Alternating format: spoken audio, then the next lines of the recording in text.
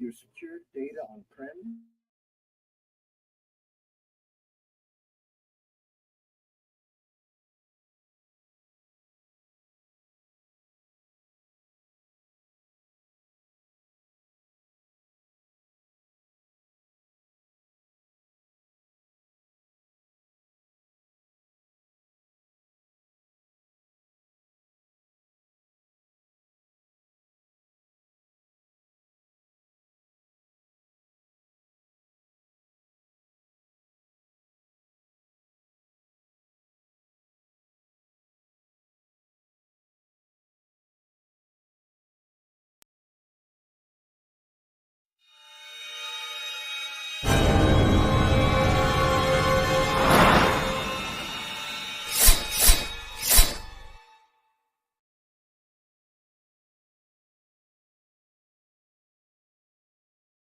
What is up, everybody?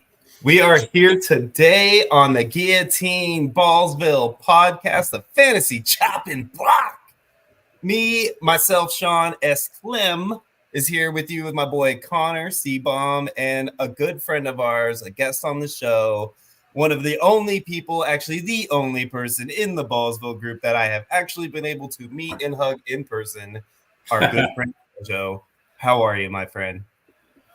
Long day at work, but glad it's Monday Night Football. You know, it's always just good little icing on the day. Right. Connor, good to see you too, my friend. Yes, and viewers beware. Sean is still reacting live to this game, so you may hear a couple cuss words if they lose and maybe some excitement if they win. So absolutely. So a great transition into that, Connor. So what we're going to do here, guys, for you, because we still have a good 3 minutes and 43 seconds, according to my TV, in this game.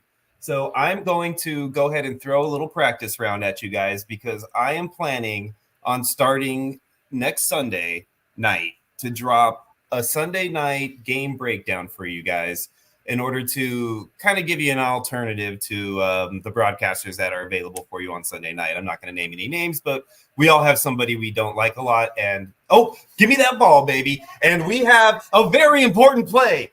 Buffalo has taken the ball from the Jets on the first play of their drive, ladies and gentlemen. His arm was moving forward. Sean, his arm was moving forward. It's still the Jets ball. No, it's not the Jets ball until they say they ruled. We're going to ruled Bill's ball, but they're going to review it. Ladies and gentlemen. His arm's moving forward. But he's held on to it. But wait, it's a tuck rule. It's a tuck rule. Don't get me started on the tuck rule, man. It's a tuck rule, ladies and gentlemen. I think we're going to have a tuck rule. Thank you, Tom Brady. Aaron Rodgers is going to buy you a beer tonight because he just got the beneficiary of the rule that gave you your basically entire run in history. So congratulations, my friend. Yeah, without that play, I don't think the Tom Brady that we know is the Tom Brady we know. He'd only have like 5, maybe. But does he even start the next season, guys? Let's talk about this for just a few seconds before this goes. Tom Brady even starts so adamant that if Tom Brady never got that call, by the way, it was a tuck rule, ladies and gentlemen. The Jets still have the ball. Yep, there you go. And now they're stopping the play. Are we going to get a challenge? Because Sean McDermott is amazing at challenging at the worst time. I think he just flipped somebody off, it looked like. Probably when he threw the red flag, he probably kind of did one of these, just kind of flung it out there with the finger. He's like, that ball was in his hand all the way down until the end. This is not a pass. They're going to be like, dude, did you see the Raiders-Patriots game in the playoffs years ago? Did you see the tuck rule? You know the rules, Sean. He's going to argue, and then we're going to end up losing a fucking timeout. I think y'all just used the timeout. I don't even know if he challenged. I didn't see the red flag. I mean, I wasn't paying close attention. I was talking, but. Yeah, unfortunately, I can't hear the commentary because I want to make sure that you guys don't have to hear the backlash. But, I think they just took the timeout away from y'all because, like I said, I don't see like the challenge. Oh, here we go. What are we going to do? I think he's saying that we're challenging the play. Buffalo is challenging the play. No, it's still Jets ball. Yeah, I mean, I don't know how you're going to challenge a play with a bunch of blind referees that obviously don't know what they're watching. So call New York for the challenge. Yeah, I mean, are those guys any better? I mean, really? I don't know. It's I've like seen the some bad definition of calls. blind leading the blind here when it comes to NFL officiating. All the good officials are working for 5 times the money for like Fox and NBC and ABC. Yeah, they're commentating on the game. Yeah, they're commentating 4 or 5 plays of fucking game and making 5 times the money they made.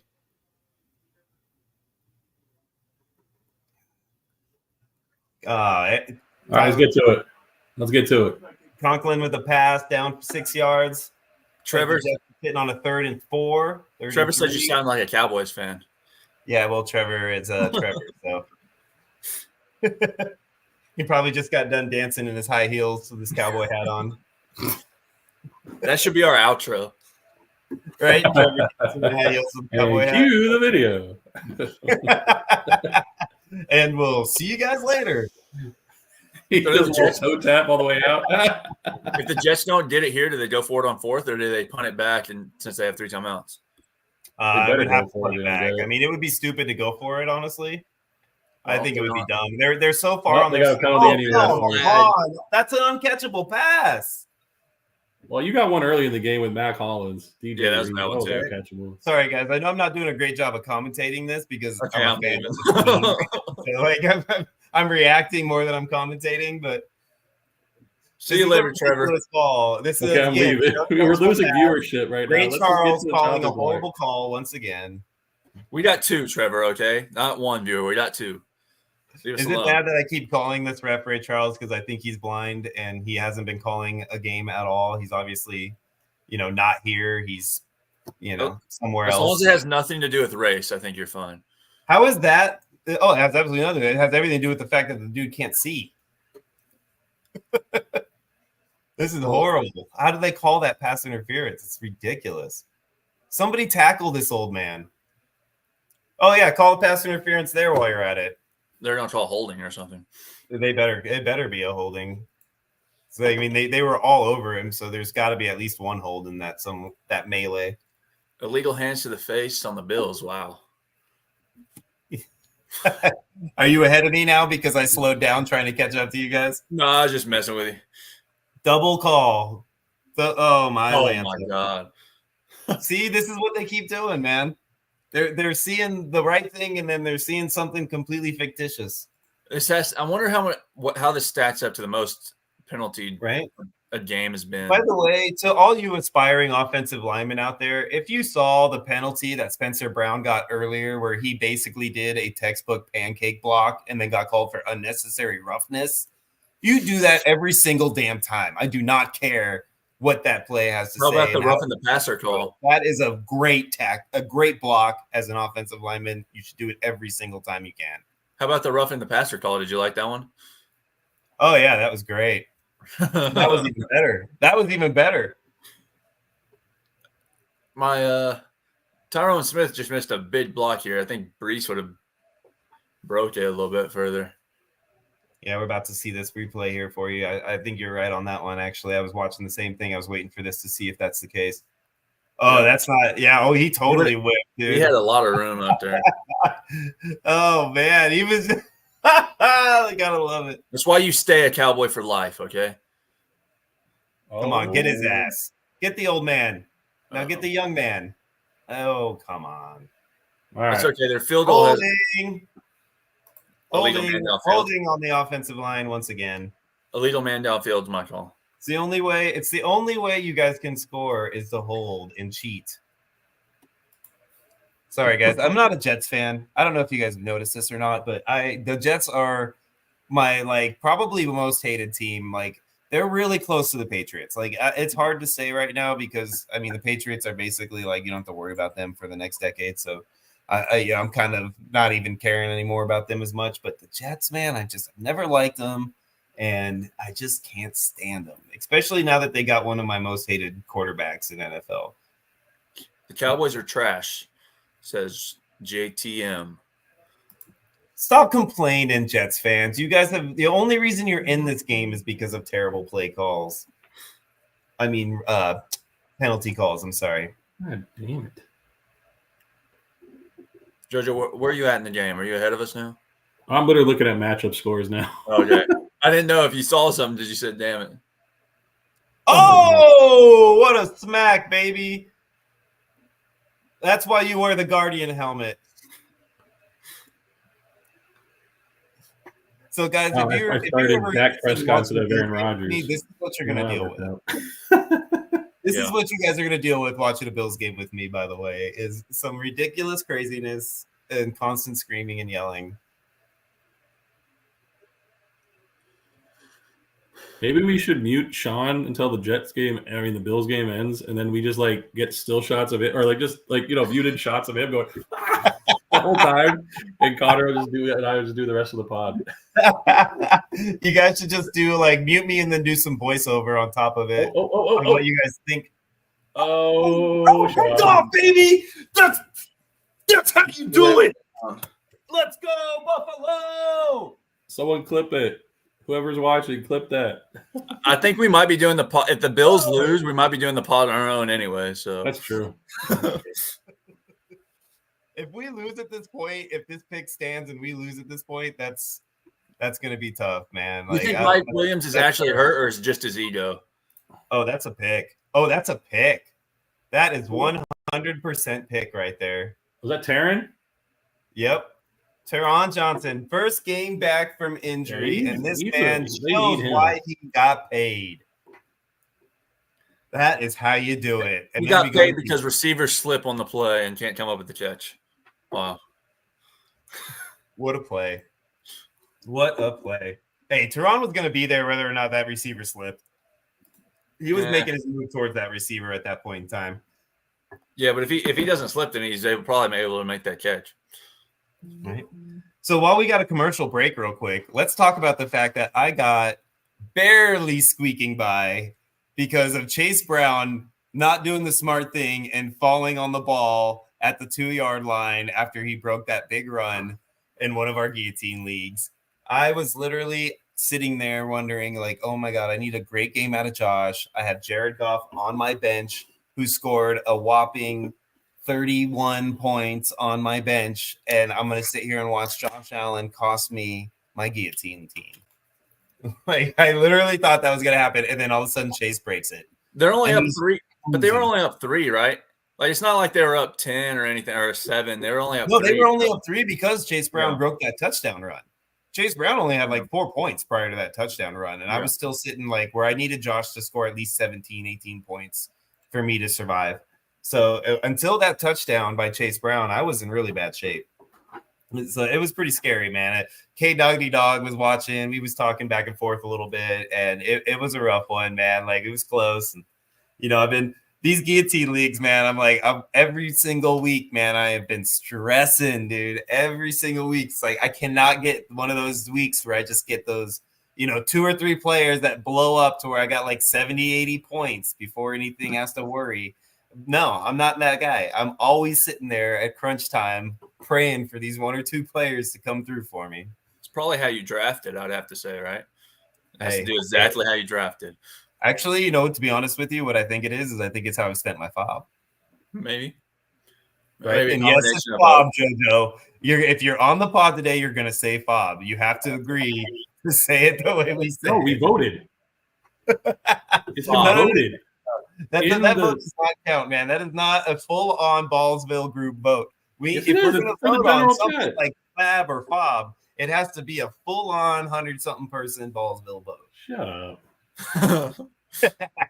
Here we go, guys. After the 2-minute warning, Bills are back. Josh under center. Ray Davis back. And it's a Ray Davis run for a nice 5-yard gain. Gotta love a first down run for 5 yards when everybody in like 2.5 points in mid-6 right now, and I need a Dalton Kincaid reception for 10 yards to win. Come on. I don't think I'm 100% in the same boat, dude. I have Dalton Kincaid. I don't think it's gonna happen either. They're winning. It's okay. I think Zubik just needed 29 points out of Ty Johnson today to stay alive in guillotine. So we saw how that went. Say that's not gonna happen. And that is my fault, Zoobs. I am 100% sorry for that.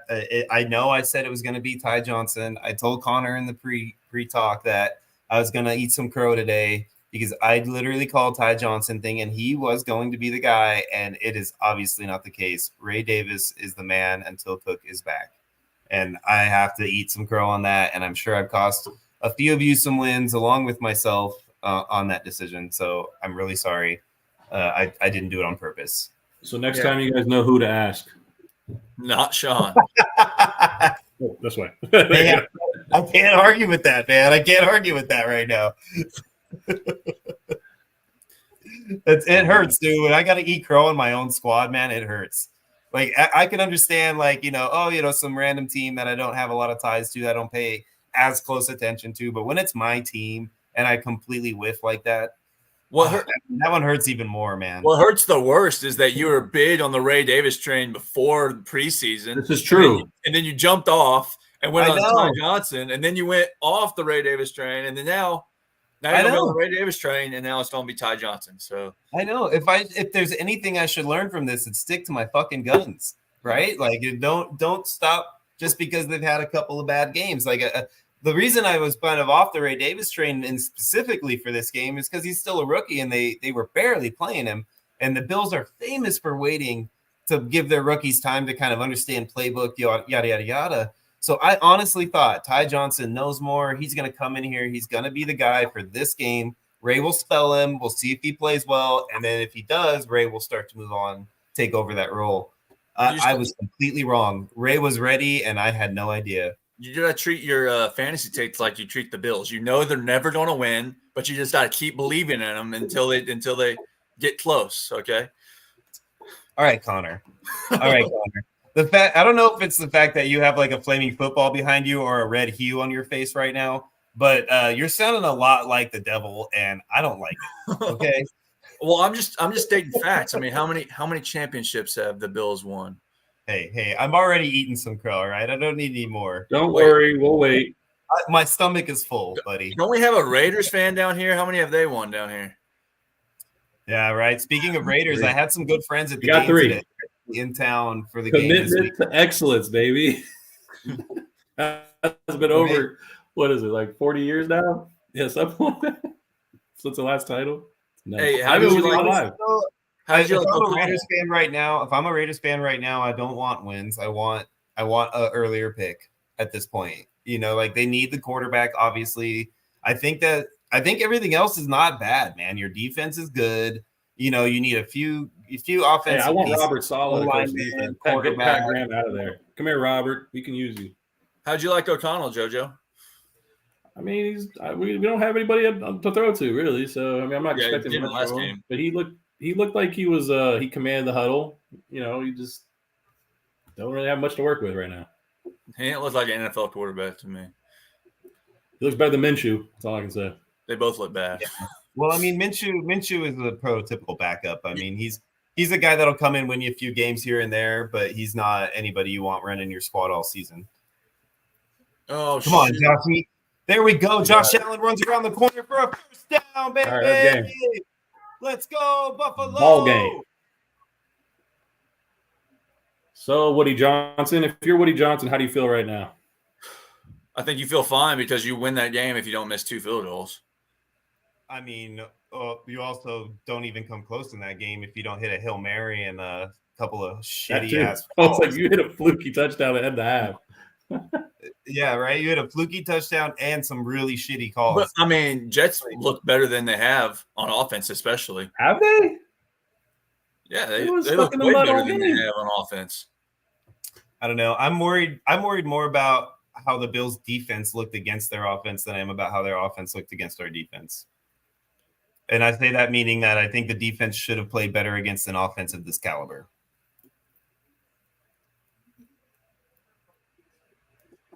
But I mean, we got the win. We're going to go into this next game. We're going to be 4-2 now. We're going to be 2 games up in our division.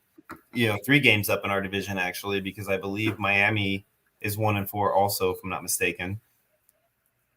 So we're going to have a stranglehold pretty much at this point. We just got to play well.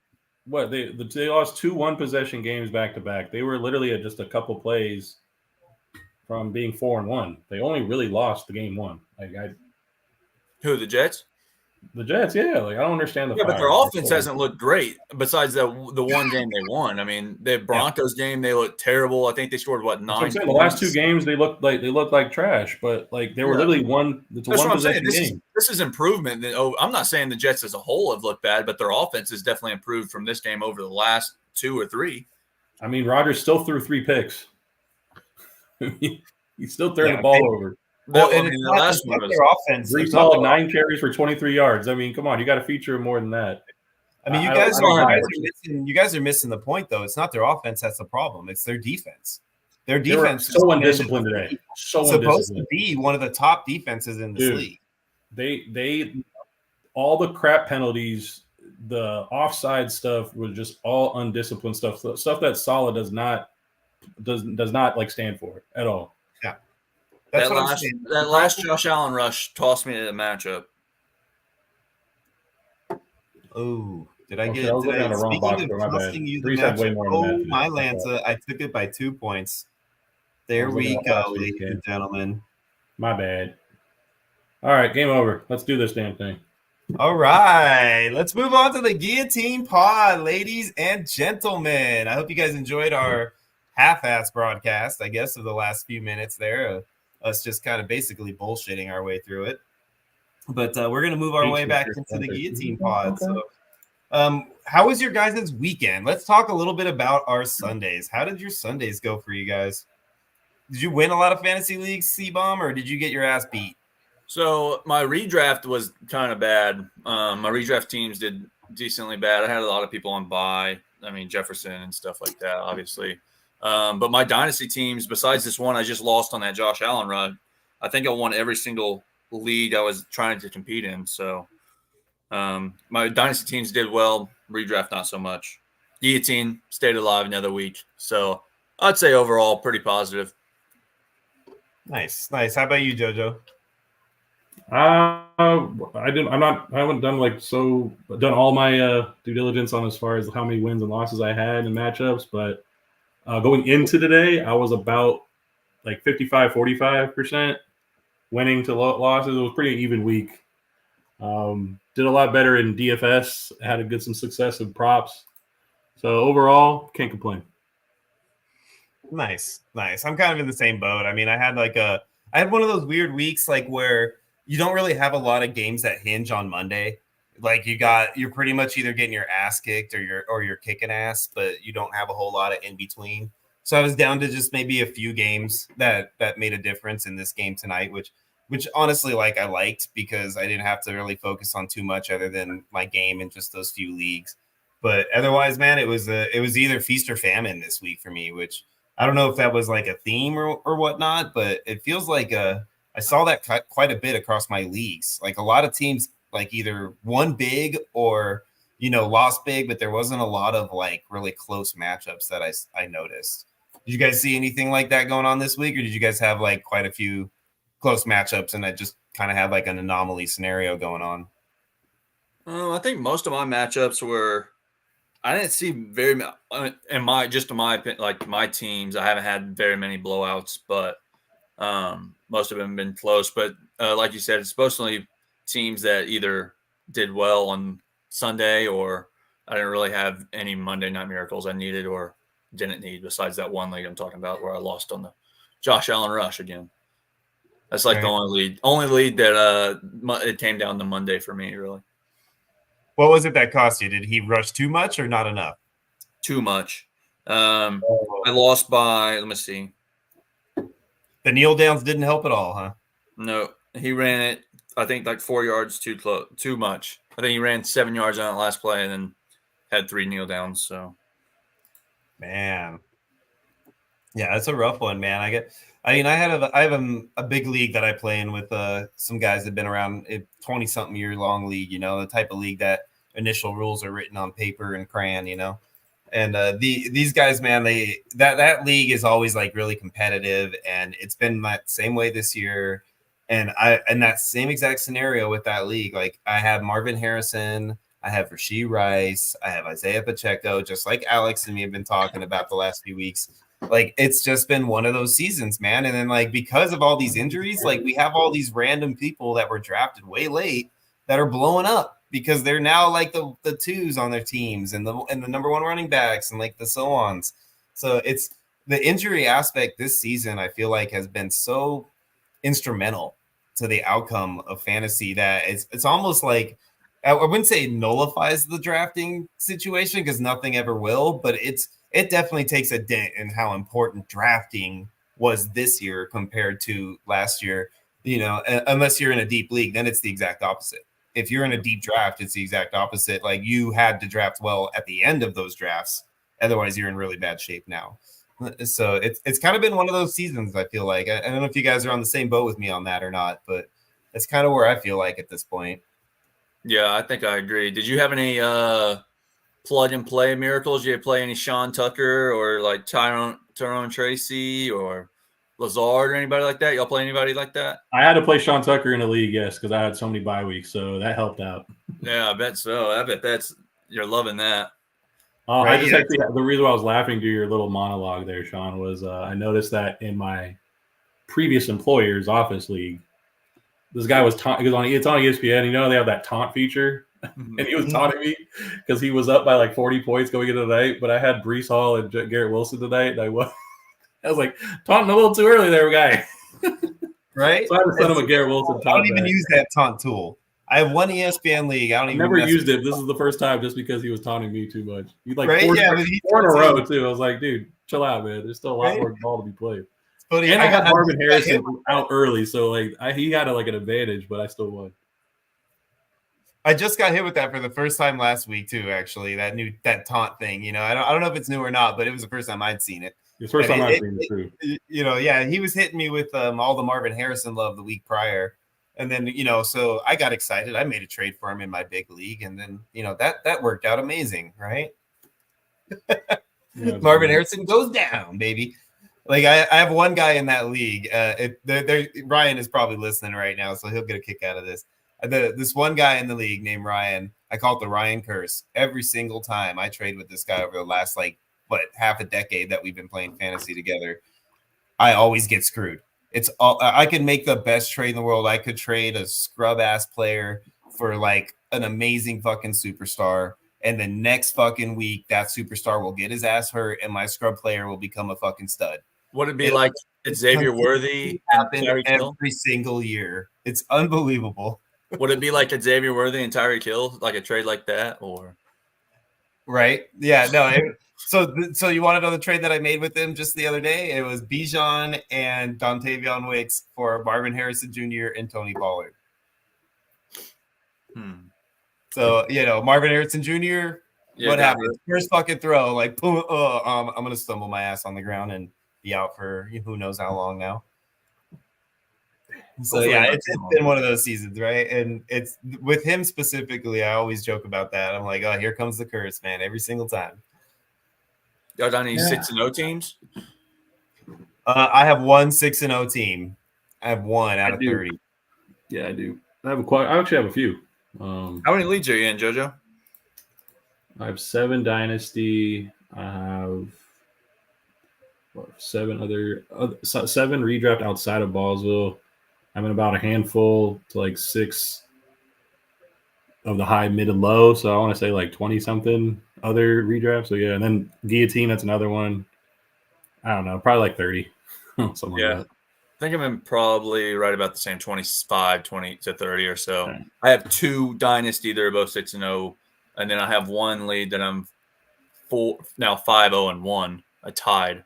Crazy tie. Oh, and on Sleeper too with the decimals and stuff, which is crazy. So yeah, I got 4 or 5 4-1 teams, 5-1 teams. You know, like just that. I only have the one undefeated team, and honestly, man, it's looking like it could be, you know, the 72 Dolphins because that team is constantly outscoring. It's like it's got over 100 points more than the next closest team, and I'm consistently outscoring everybody with the moves that I made based on the scoring and everything. I don't know if I caught them off guard or not, but I've been able to snag quite a few good running backs. And in that league, running backs are like gold because of the scoring system. So it was definitely a kind of league where, I mean, I got like 3 that I can't even play right now that everybody else would be happy as hell to have as their RB1. So. Wow.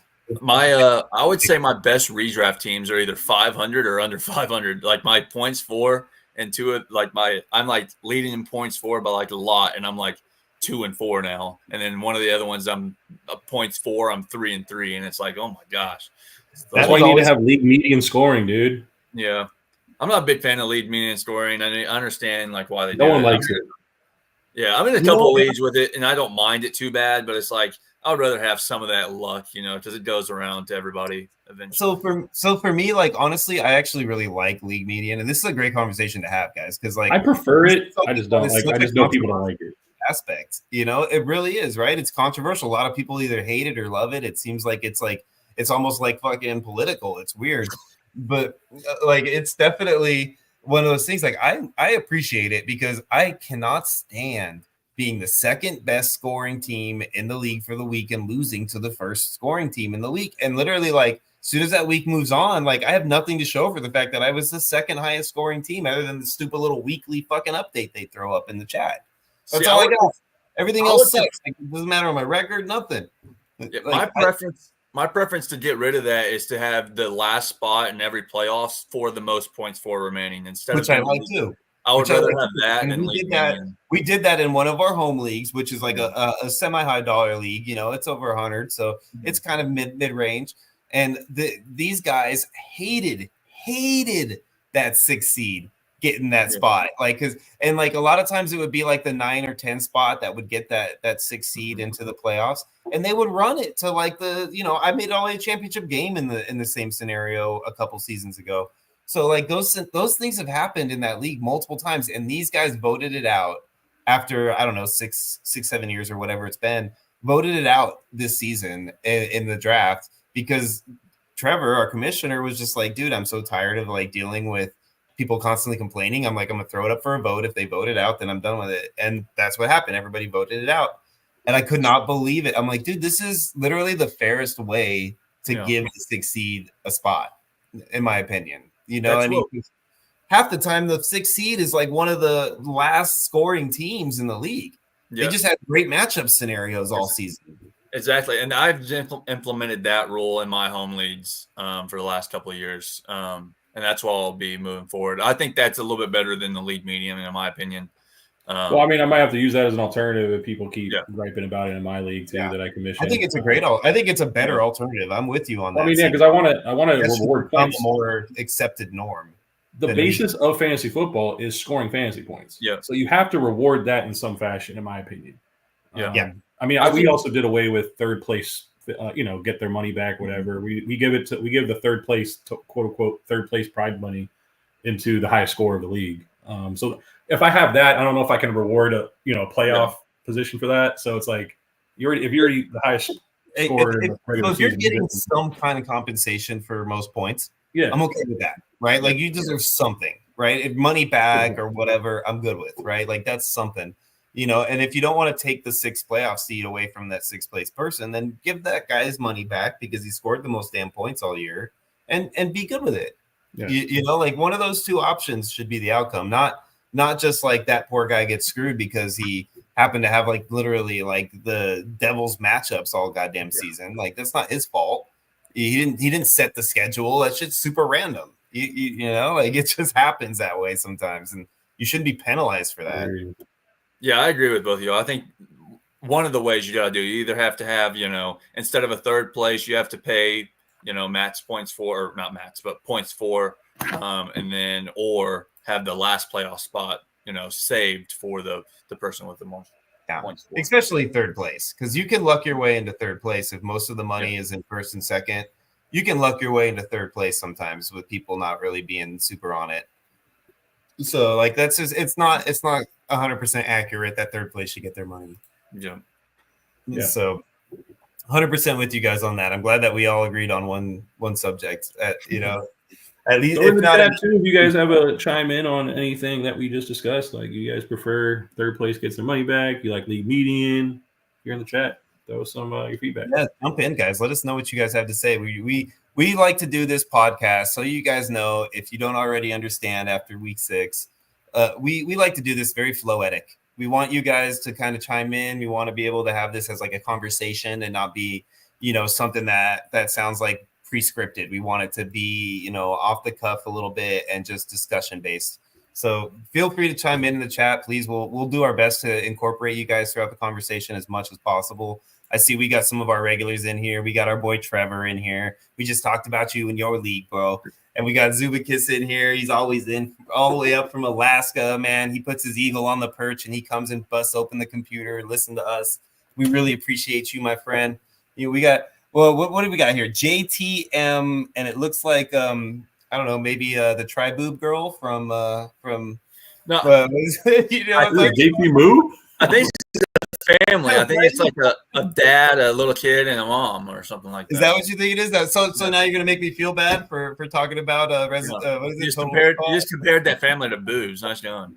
Boobs. She thanks Connor. We're supposed to build each other up on these podcasts, buddy. Well, you can't do it. You're a Bills fan.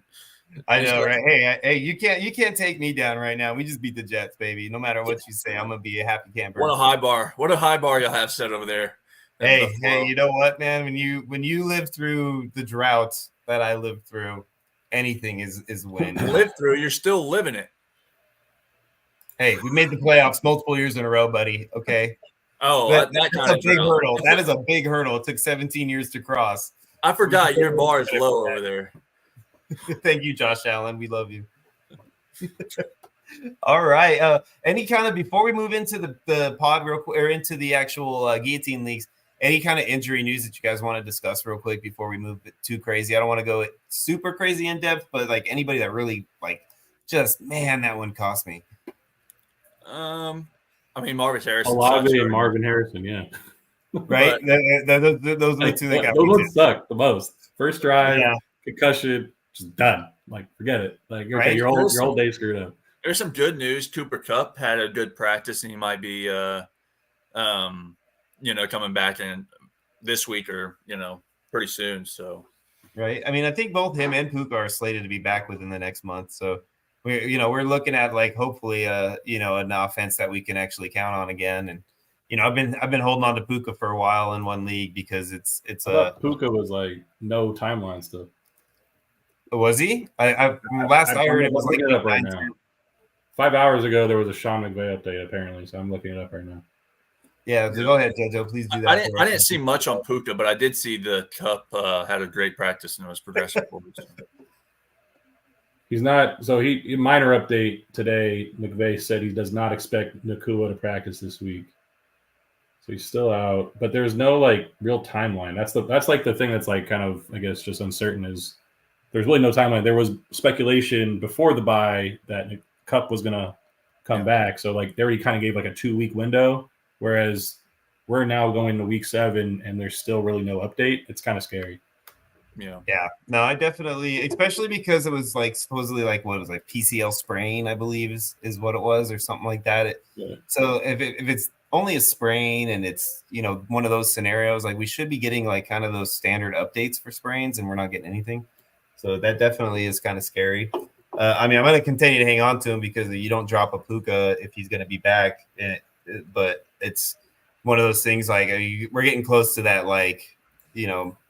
crap or get off the pot kind of scenario with this. Yeah, I mean, if you need wins now, and he really doesn't have a timeline, there is a chance that you could still win out on the trade if he ends up not coming back in time for a contender. You want to give him to a contender who obviously has the best chance of keeping him.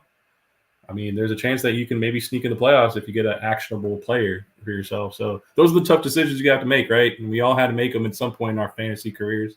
But that's just another player that you gotta weigh the odds. Some more good news is Chubb. Chubb might be back, and Ford went down with the injury too. So that is nuts to me. I was not a fan of drafting Chubb whatsoever. So he's shocking me. He's like an Adrian Peterson type. Like recovery, it's nuts. I don't know about that much because I don't think he's winning MVP or nothing. But wait, what? No, I don't think Chubb's gonna come back and win MVP or anything. But well, you know what I mean. Just still that on the same leg, that kind of a catastrophic injury. It's just who'd have thought? Yeah. Man, that's crazy. The thing that bothers me the most about that scenario is that just that team in general. I just don't even know if I really even want a piece of that team. So. I mean, you got everything we just talked about with Chubb, and then you're talking about him being on the Browns. So it's at this point, if he does come back, like I might look to just be like, as soon as he's activated, throw him on the block and see if I can get some. Yeah, I would. Yeah, who knows? You know, I'd be more comfortable playing him than I would, Amari Cooper now. Well, but the thing is, like, rather- they revamped the entire offense, right? So they're not running under center like they used to. Yeah. So, I mean, I don't know how he's going to perform running from shotgun all the time. And Ken Dorsey is just a spread him out and maybe just run some zone read. But, like, I don't know. It's different. Yeah. What do y'all think? Y'all think he plays, majority of the snap? Because he's supposed to play this week, apparently. Yeah, he said, I saw it too, training towards And week then, 7. So. Ford probably is out. So, I think he'll play like a decent amount, maybe like 30 to 40%. I don't think he'll be like the big guy right away. I mean, not at least this week. I think Pierre those- Vaughn or some other- You can't throw him out a full complement of snaps coming off that injury. Yeah, you got to give him a little bit of love there. So I think Foreman will probably be their main man, and then he'll come in and like he might start the game, but it'll be the same way like Ty Johnson started this game, right? Like he'll come out, he might be in there for a few plays, he'll come out, and then he'll sit for 2 drives, come back out for a few plays, and just kind of see how he feels. If he's feeling good, he'll start to get more towards the end of the game, I think. But it's going to basically be up to him to kind of gauge how much he gets. I still think it's going to be Foreman and Strong. Yeah, that's right. majority, and then Chubb on a snap count. Oh yeah, 100%. Yeah. How many And snaps? JT, man, yeah, we I think we all agree here that Jameis should be taking snaps, but they pay that massage guy ATM's on point with that one. Yeah, they should quite definitely some money be putting- there. Yeah, a lot of coin invested. Yeah. Yeah. And let's be honest here. I mean, this is it's an old rich man's game, and this old rich man doesn't want to admit he screwed up. You So never he's not gonna pull Watson until he absolutely has to. you never root for injuries on players, but there's like a couple guys this year. I'm like, I would be okay with that. You actually know what it's like. Exactly. It's so bad that I would agree. Yeah. You actually said that, on live, dude. I mean, it's Jameis. I mean, it's Deshaun Watson. That's might so even bad throw to say. But Tyler You Algier just out leave it there. there, bro. You don't have to name any other players. I don't want to throw you under the bus in that light, bro. Just I'm keep okay. it at the one. I'll take the bad juju on Deshaun Watson. I'm sure he'll come back to me, but Tyler Algier. I mean, I'm not going to say I want him to get injured. I mean, 'cause what like does he really like learn from this whole scenario? The guy got paid millions of dollars, and he playing right now. You got to have a little more adversity coming his way. I don't know. He just says, "I'm never going back to Houston," is what he's probably saying. Dude, I think what this is literally this is God's judgment. God's like, you know what? Since they can't figure out how to judge your ass properly, I'm gonna go ahead and just take your talent, and I'm just gonna take away your talent, and you're gonna have to go out there and show the world that you're a talentless boob. Dude, he's not only that, he's obviously alleged whatever, right? And then on top of that, he's just a bona fide thief.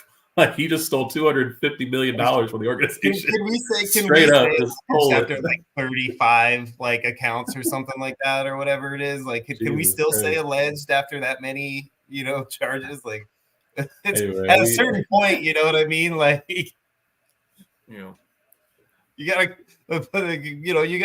you gotta call a black car black at some point, right? Like, if you can't argue that it's dark gray forever. But anyways, let's move on from that ridiculous subject. So let's move into our leagues, guys. What do you think, huh? Let's go over our guillotine leagues, baby. All right, let's start with the first one here. We're going to start with Legends of Sleepy Hollow. Let me bring it up for you guys so you guys get to see this beautiful, beautiful league that I'm thankfully still a part of. barely. It was really a close call for me on this one, guys. It really was. I thought for sure that I was not going to survive.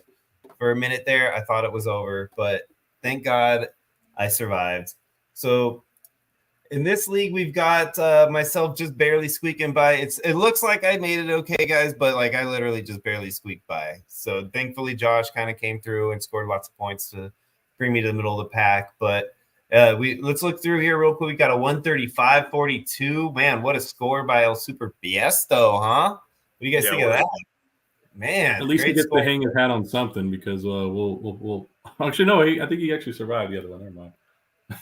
My bad. I'm jumping the gun. Right? Sorry. Look at you with this foreshadowing, JoJo. I love I it. think he's still safe. Actually. All right, look at Trevor coming in here. We haven't been able to talk about Trevor's guillotine teams very much, but look at this coming in We here talked- with a 124. I think Huh? we talked about his team plenty that one day. I don't remember why, but Was it when he got knocked out? yeah. I knew you were going to say that. And man, so those are our two top scorers in this league. We got a few other hundreds over 100. We got B. Bennett, Ludes got over 100, Short Stack got over. We had quite a few of them over 100, but those are our top scorers. Looks like Super Biesto is our number one scoring team in this league, man. Let's see who he had to play with, man. He had Love throwing him out 33 points, man. What a game for him, huh? Bucky Yeah. Irving, J.K. Dobbins, Amari Cooper, Debo Samuel, Cole Kmet with a great score of 24 on my bench in a few leagues. And then Jamar Chase with a 12 points in the fucking flex. Man, good game for him. So he was one of those people who got to sit back and relax throughout most of Sunday.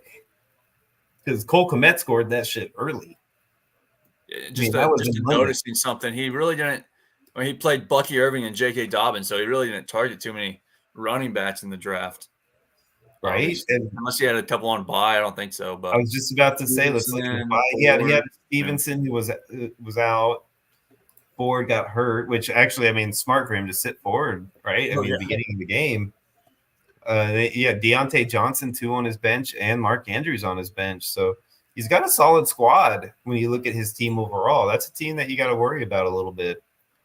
Yeah. If his running backs can keep scoring for him, that's his weakest spot. Otherwise, though, it's a good team and a good week for you, El Super Biesto.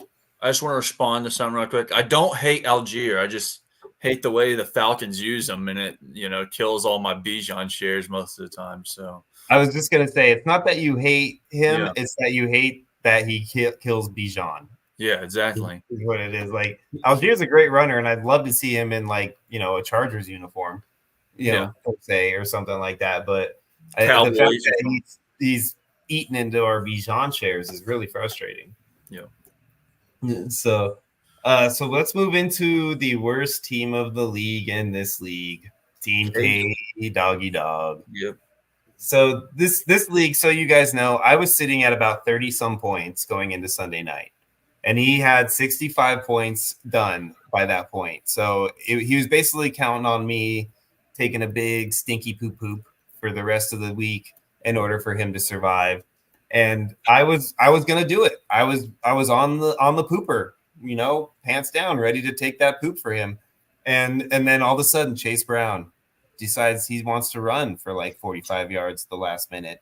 And instead of doing the Devin Singletary, which it looked like he was going to try to do for a second. I don't know if y'all saw that, but it looked like he was about to pull a Devin Singletary and take his own poo on the 2-yard line and just stop right there and cost me my guillotine league.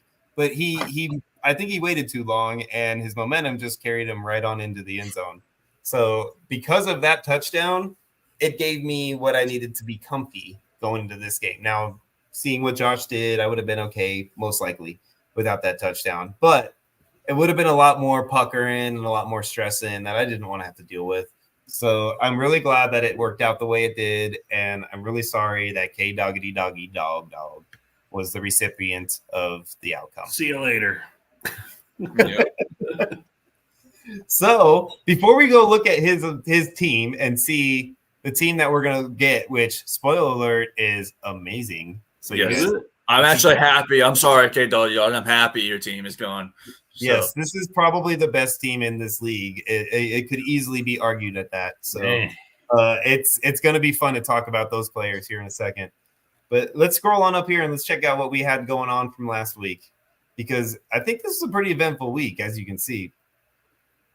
So going into our last week, our number one guy off the board was David Montgomery. Did we talk about David Montgomery as being the number one guy in this league? Because I think this was the one where we were kind of up in the air on who was going to be the top guy. Yeah, I think we mentioned it. I think we had David Montgomery up there. I think we had, Diggs because of the injury to Nico. I think we said, I don't remember who we said, but I think David was one of the ones that we definitely mentioned. I agree. I think we settled on him as our, like, if we had to gun to our head pick, I think that was the guy we wanted to go with. but it was definitely between him and Diggs. And, I think Laporta, we talked a little bit about just because of the fact that he had that week last week where it looks like he might come back and be, the tight end we all drafted him to be. So but yeah, David was, I think, the one that we ultimately settled on. So he ended up going for $57, which at this point, guys, you're going to start to notice that this is our top guy going off the board, $57. Week one, our top guys were going off the boards at $130, $140.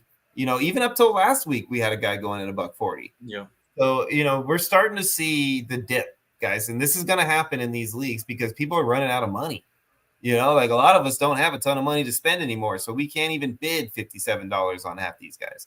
So, we're going to start to see guys going for way cheaper, and this is where if you're able to survive to this point without spending money, you're going to start to hold a really, really big advantage. So, who bid on this guy here? Let's see. The next closest bid was 51, so he only bid over by $6. That's totally acceptable. I was right behind him at 49, and then you're kind of right there, basically about the same amount of distance between everybody. So it was pretty much about what you expect. Next guy that went off the board was Diggs. So we talked about that, right? What a great drop, too. He dropped Ridley, who stank it up this week. Yeah, right. And I would not be surprised if that is not the same league that I picked Ridley up and threw him in my league. And it's the reason I needed Josh to have something happen tonight. So thank you, Scott, for double screwing me because you outbid me on this guy as well. So I appreciate you. But so Scott, the only solace I have, I guess, is that Scott outbid me by $21. So at least he spent some money to do it. What do you think about this so far, JoJo?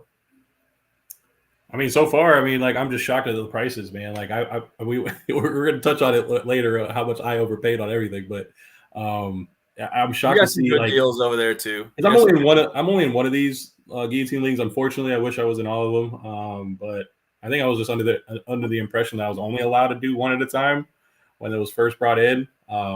I would have loved to put my money in. Too bad you didn't know the guy that was in charge that you could have texted. I don't know. Yeah, maybe. I think he could have also reached out and said, Joe, we need you in here. Anyway, no, I guess that's the biggest call out I have so far is just like seeing just everything below $60 so far. Yeah, that's true, right? And I think that's a byproduct of exactly what we just talked about is people don't have the money to spend as much anymore.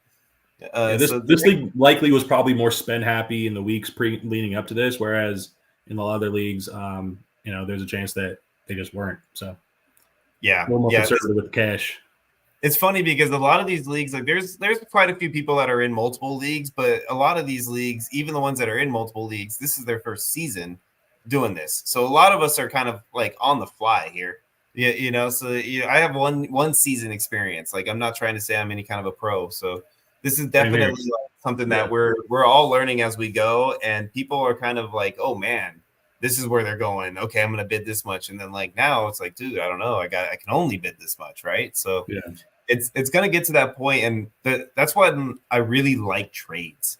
That's when I really like that trades are involved because now you're at a point where like, dude, I didn't get my guy, right? Like I got outbid. I wanted Montgomery, I wanted Diggs, I wanted Laporta, I didn't get him. I got outbid. What do I do now? I still have $140 in my bank, and like these guys are down to like almost zero.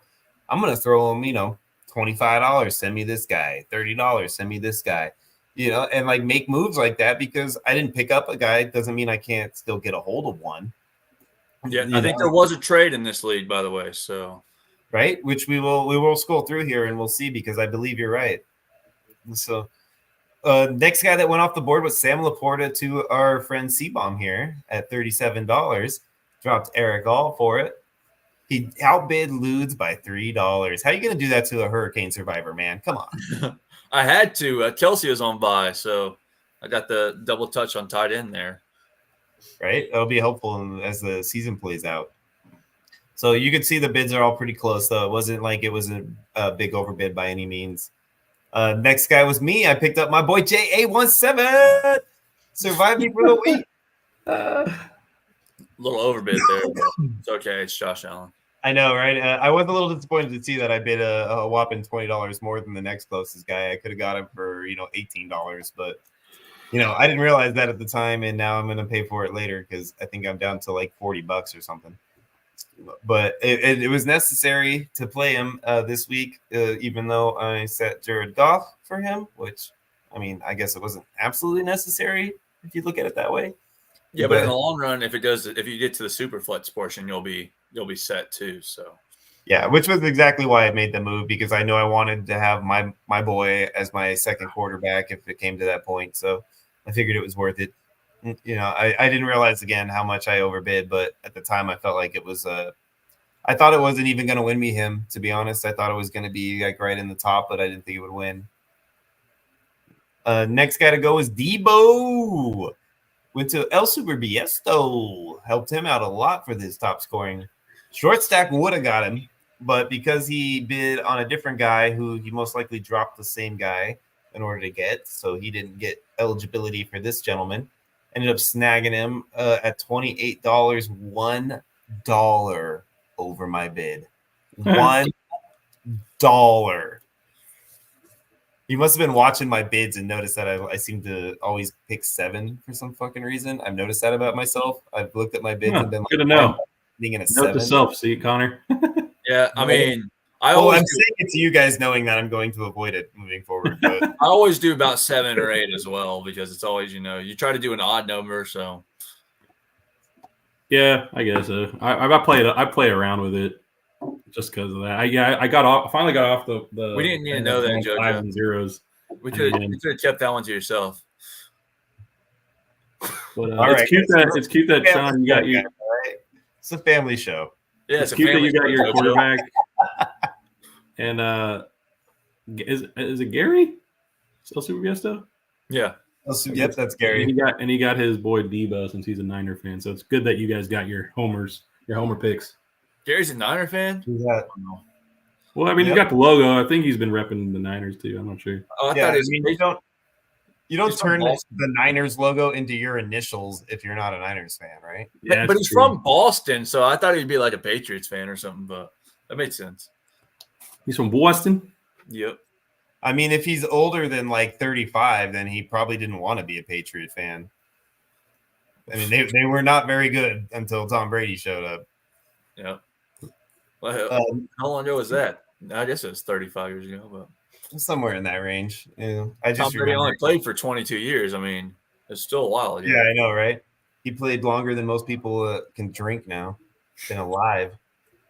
So, we got Tony Pollard as the next guy off the board. He's at $27. I think that's a good steal for him right there at $27. Honestly, Look at that. I Look at especially Look at since I that. did the same goddamn much as you, and you Look won at again. that. You got me by $1 on the last guy, and then you got me the same damn bid on this guy. Waiver priority. That means Connor must be living right, yo. Oh man, that's hilarious. Oh, I remember seeing that, being so upset. What's crazy is we both were got overbid. If Short Stack knew how to drop his players, It's true. Right? I mean, unless he just didn't want him by that point. Like, he probably guess got so. the guy he wanted and didn't want to spend the money. I got Chase Brown. That's a good consolation prize for the same damn amount, which worked out for me this week. Short stack again. Short stack. Short Stack wanted one guy off his roster really bad. Yeah, I think he probably just really needed a running back or something. It was like, I'm just going to make sure I get one no matter what. Yeah. So, let's Nick see what Chubb, we put for Chubb. Let's see. I know we body had a bid for Chubb. Let's see. how crazy is that Tony Pollard and Chase Brown went for 27 and Nick Chubb went for $1 cheaper? Yeah, I don't know. That's a little high for me. That's way Me too too. high. Yeah, $3. Come on, man. $3 for the You next could have close. gone for single digits. That's Yeah, I mean, he got his guy. I hope it works out for him because he Hopefully. definitely he invested in it. So good for him. The next guy off the board was Lad McConkey for $13. He went to TB76. Short stack once again, could not get him because he was not available. I couldn't get him because I don't know why specifically. Maybe Chase Brown. And then Trevor bid on him 13, and then TC Show, who's just throwing out bids because he has no money and he wants to make sure he can get somebody, which Yeah. is the right move. If you have no money, by the way, do what TC Show is doing because it's the right thing to do. Like, you never know, you might snag somebody for free that you thought wasn't going to be free. So more power to you. I mean, he snagged Tyler Algier. That worked out well this week, right? Yep. So, that's definitely a good Won't move. work out next week though. We'll see. I mean, he's still getting his touches. He got QJ. I'm not a fan of dropping Taysom Hill for QJ, but he got his guy, so good for him. And then he came back and he snagged a guy, Andy Dalton, that probably helped him out in his quarterback room. So Different it guy. wasn't horrible, Different person. That's TB. right? And then this is the trade that we talked about. We got me and Ludes made a trade. So he was in dire straits in need of a tight end because somebody stole Sam Laporta from him. I wonder who that could be. And so this poor guy was struggling. He's trying to prepare for a hurricane. He doesn't know what the hell to do. He's got no tight end. And then somebody comes in there and steal all his money. This is not a bad trade at all. Okay, Sean. So, JoJo, you tell me from a non-C-bomb perspective, Tucker Kraft for Jackson Smith and Jigba and $10 fob. I have a problem with the fob part, but but no, I'm kidding. I the $10. I mean, Plus the JSN better is a player. lot, in my opinion, for Tucker Kraft. I mean, the tight end position is so void of just true difference making week to week production. We might get a guy who maybe has a spike week, but it's so unpredictable this year. There's really not a top tier right now that you can bank on week to week at tight end. Tucker could have been, but I don't think he did anything this week, did he? So 4 points or something. Yeah, I mean, I like the JSN side that you got there, Sean. So props to you. Sean's one of those frauds they call a sneaky effort. Hey, for Sean's one of context, I offered him Kyle Pitts. He chose Tucker Kraft. Yeah. Well, I mean, I prefer Tucker Kraft over Kyle Pitts anyway. So That's what he said. yeah, I mean, you can't. I don't know, man. Pitts is just scaring me right now. Yeah. This had to be the year, and it's not really. I mean, So he had in one a blow up guillotine week. league, this is a good example, though, guys, in a guillotine league. When you are in dire straits need of a player for 1 week to fill a roster spot because you literally have nobody to put in that spot, you're willing to give up a little bit extra to get a player that can score you some points. Not to say Tucker Kraft is going to be a guaranteed, get you amazing points, but I mean, the man just came off a 20-something point week prior to this, and he needed a tight end bad. He had plenty of receivers. He needed a tight end. So, if you're in a guillotine league and you're in a position where you have a position that somebody else needs, you got to make a move to try to get some pieces. I needed some fob and I needed a receiver because I lost Rice. Well, was a guy like Hunter Henry or Zach Ertz available in that league? I doubt it. I mean, I'd Really? be surprised. I'd have to look. I think he had Zach Ertz. I would have played him. He was a great DFS play, and he had 10 points or something like that. Hunter Henry had 13. He got in the box. Yeah, well, not everybody's into DFS as much as you, man. I'm just saying, it helps out in those kind of situations where it's if I'm going to overpay and I'm well, let me look at kind of what I'm doing in DFS, I can kind of find a sleeper. It sometimes helps me out in some spots. So actually playing DFS is pretty cool for those one-off situations. Hey, Sean, do you want to go over the rules? Not at all. Sean, you What's want to that? go over the rules real quick of these leagues? We had just a question asking about a brief overview or whatever, what they are for new viewers. Oh, yeah, absolutely. So basically, guillotine leagues are a league that starts out with usually it's 18 people that start in the league. And the way that it works is every single week, the lowest scoring team gets eliminated from the league. And all of their players are added to the free agents list. And that week, you have an entire roster of players to pick from every single week. And you start with $200 in FOB, every team does. And you have to be wise with how you spend it, but you have the opportunity to snag, first round picks every single week off of whatever roster that was dropped. And as time goes on, you whittle down and you lower the amount of teams until you get to, in our leagues, we're going to do a playoff where we get down to 4 teams and we're going to have a playoff after the 4 teams. So some leagues go all the way to the final team and do a winner take all. Some leagues do playoffs. It just depends on your choice. Yeah, and it's starting. What is it starting now? 1 quarterback, 2 running backs, 2 wide receivers, a tight end, and 1 flex. And then I think week 9 we'll add a flex spot all the way until week 16, I believe. 8. Or maybe Week 8. maybe it's 14. What'd you say? Week 8 it starts. Yeah, week 8 we add the extra roster spot, I believe. Week 8 is Two one spots. flex, but then it lasts Two until like spots? week 14 or Yeah, something. it's one extra flex and one extra bench spot. It goes from 13 total to 15 total players. Yeah, and then it adds more in the playoffs after that.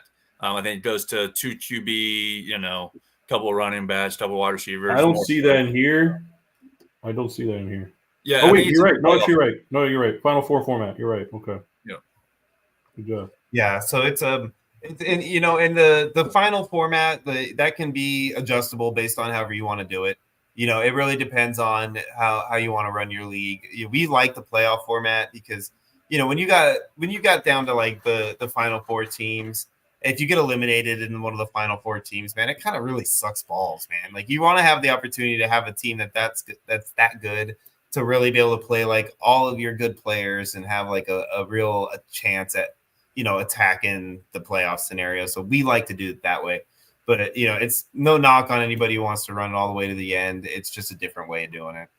Yeah, I like the playoff format too, I think. And then how does the playoff format work? I don't have the rules pulled out in front of me. Is it weekly matchups and then it goes to the final week, or is it like best ball or? It's the final 4 remaining teams enter a playoff in weeks 15 to 17. No elimination during that period. Scoring will reset, and the cumulative highest scoring team from those 3 weeks will be the winner. Cool. Yeah, so it's basically like almost An best aggregate. ball Yeah. set your lineup. Yeah, Exactly.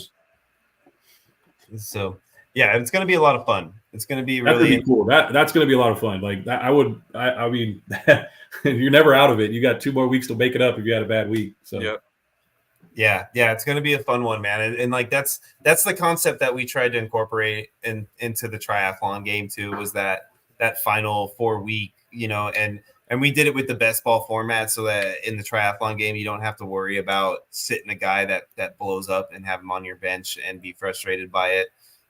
By that point in time, you've done well enough to get there. We feel like you should have the opportunity to have your best possible lineup in your starting roster, no matter what. So I think next week we should start talking about our triathlon league a little bit more, because soon, I don't know if it's next week, but soon it will transition over into a guillotine for the next couple of weeks. So pretty much. that'll be in week 8. So starting after week 8, we'll start incorporating the triathlon game into our guillotine podcast. And because it will become a guillotine league at that point. So, I'll probably be out of it because I'm in last place and my team sucks balls. So, Dude, my team I'll be sucks. able Sean, to we need to focus talk all about my that because energy we on both need to try to podcast. improve our teams. Oh, man. So I do believe there was another trade in this league. Let me scroll for a little bit here to make sure. Because C-Bomb, didn't you have a trade in this league also? I did. Me and Zoobs did, and it was just a smaller deal. I had a bunch of receivers, and Rashad White, Brian Robinson, somebody else. I had 3 running backs out, and I needed somebody to play this week. And I picked the guy that scored a whopping 0.5 points this week. And so that helped me out quite a bit. But I was luckily not eliminated, so I'll be able to play somebody else there next week. Yeah, that was and you guys were talking bad about my trade and how I raped him on my trade. I feel like this trade is kind of worse, in my opinion. Worse? You picked up the backup back for the Bengals and got $5 in pub. You should have got more than 5. You should have got like 15.